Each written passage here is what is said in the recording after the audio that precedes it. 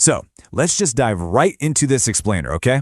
Today, we're going to uncover why the visual cues you've been trained to associate with money, the fancy cars, the designer clothes, have completely quietly inverted. We're looking at the undeniable data behind how real wealth is actually built today, and spoiler alert, it looks absolutely nothing like what you see on social media or out at a ridiculously expensive restaurant. Let me ask you something. Have you ever walked right past a millionaire? I can almost guarantee that you have.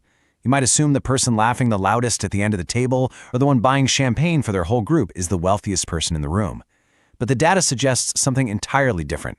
You are likely walking right past the real millionaires every single day without even realizing it. Check this out.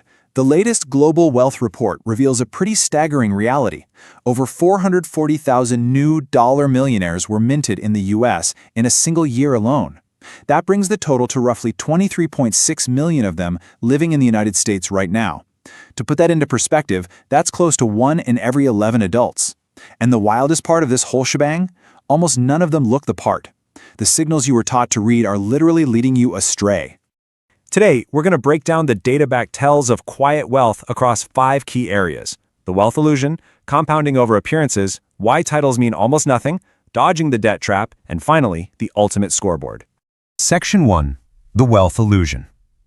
Let's see how this builds, starting with the stark truth of modern American wealth. Now, notice the massive gap here. The average wealth per American adult sits close to $700,000, right? But the median wealth is just under $69,000. That gap is not a rounding error. It is literally a map of who owns appreciating assets and who merely owns the appearance of wealth. The room you walk into on a Friday night contains both kinds of people, just standing shoulder to shoulder. Experian data shows the average new car payment has hit a completely wild all-time high of $770 per month.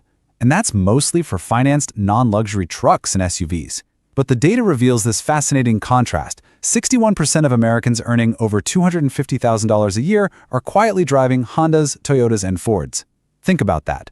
The people with the highest incomes are driving some of the most standard, reliable cars on the road. So the crucial point is captured perfectly right here. The car in the driveway is a balance sheet, not a personality.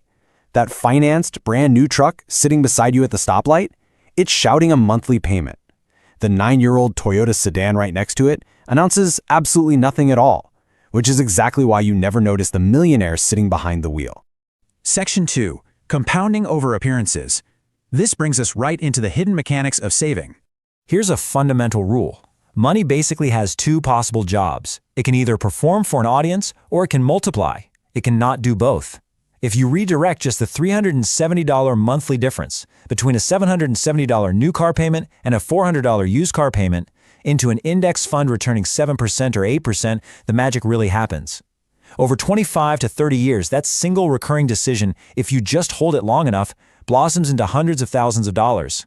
Nobody at the valet stand is going to compliment you on an index fund, but it sits there quietly growing while that new truck just depreciates. And hey, this isn't just theoretical. The data from Fidelity, which administers tens of millions of retirement accounts, shows over 645,000 401k millionaires. Their average age is 59, and their profile isn't about 25 years of absolute brilliance in the stock market, it's about 25 years of simply not stopping. They use automated payroll deferrals to remove the need for willpower entirely, consistently hitting an average savings rate of 14.4%. Consider this hypothetical comparison. Take Kendra, a 32-year-old operations manager making $80,000 a year who drives a paid-off Corolla. Her coworkers might honestly assume she's financially behind the flashy spender next to her who rolls up in a highly visible, highly financed luxury vehicle. But what they don't realize is Kendra's money is quietly multiplying in invisible accounts. Wealth built this way is silent by design. Like we said, spending is loud, saving makes no sound at all. Section 3. Titles mean almost nothing. Let's examine a massive misconception about wealth. Check out this Ramsey Solutions study of over 10,000 millionaires. It completely dismantles everything we assume about who actually gets rich in this country. The results are pretty shocking. When looking at the top occupations of millionaires, medical doctors didn't even crack the top 5. But look who did. Engineers, accountants, and right there at number 3, teachers. This proves a really vital point. Income simply opens the door, but your day-to-day behavior actually decides whether you walk through it. Let's look at a hypothetical example derived straight from this data. Meet Rashad, a high school chemistry teacher. He's never earned six figures in a single year, never negotiated a signing bonus, and he drives a truck that is literally older than his students. But thanks to 35 uninterrupted years of funding a 403b retirement account, his financial position would absolutely astonish the parents who might actually feel sorry for him. Roughly a third of millionaires never earned a six-figure salary, yet they built incredible wealth through time and consistency. Section 4. Dodging the debt trap. Now we are moving into the data where the numbers get truly uncomfortable. We're going to see how the loudest person in the room is frequently the one with the least room to maneuver. Pay close attention to this number right here, 22.15%. That is the recent average interest rate on credit cards actually accruing interest.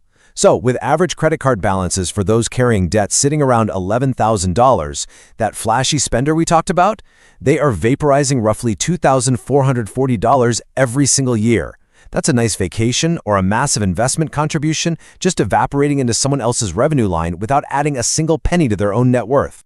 And this debt trap definitely extends to housing. Listen, a mortgage approval letter is not a recommendation. It is simply the absolute maximum a lender is willing to risk on you. That is a very different question from what you should actually spend. Quiet wealth almost always shows up as a housing payment that looks embarrassingly modest relative to the person's actual income. They completely avoid the trap of upgrading to bigger houses that carry higher taxes, higher insurance, and higher maintenance costs forever. To see this in action, look at Sylvia, a hypothetical hospital administrator. She was approved for a whopping $600,000 mortgage, but she deliberately chose to buy a home for $360,000. By completely ignoring that maximum approval letter, she has been quietly investing a $1,400 monthly spread for 9 years. Her friends might find her modest home baffling, but she is entirely unbothered, just calmly building a financial fortress. Section 5. The Ultimate Scoreboard. Finally, we reach the defining tell that ties all of these observable behaviors together. It's all about how these two very different types of people measure their success. See, income is simply what passes through your hands, whereas net worth is what actually stays. If you ask a room of people what they make, they'll usually answer immediately. But if you ask them what they are worth, the room goes dead silent because it requires subtraction. A surgeon earning $600,000 a year with a jumbo mortgage and a couple of financed European cars can easily have a much lower net worth than the chemistry teacher in row 3 who has just been quietly saving for decades. Spending is loud. Saving makes no sound at all. You know, the person with the largest balance sheet in the room is frequently the least interesting person to talk to about money. They deliberately stay quiet to avoid the social tax of visible wealth, the shifting expectations, the friends doing mental arithmetic about who should pay for dinner. Their silence reads as ordinariness, which is exactly the outcome they want. So here's the real takeaway from this explainer. None of the habits we've discussed today require a windfall, a hot stock pick, or a massive salary. It only requires you to run this simple subtraction tonight. Everything you own minus everything you owe. That is the only scoreboard that matters. From there, you just have to make a long-term decision about what your money is actually for and refuse to reverse that decision. Now, I want to leave you with a question.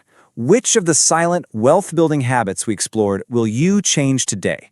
Seriously, drop a comment below with the specific habit you're going to tackle this month. Be honest, because your willingness to speak up just might be the exact wake-up call someone else needs to change their financial course forever. Keep learning, keep compounding, and I'll catch you in the next explainer.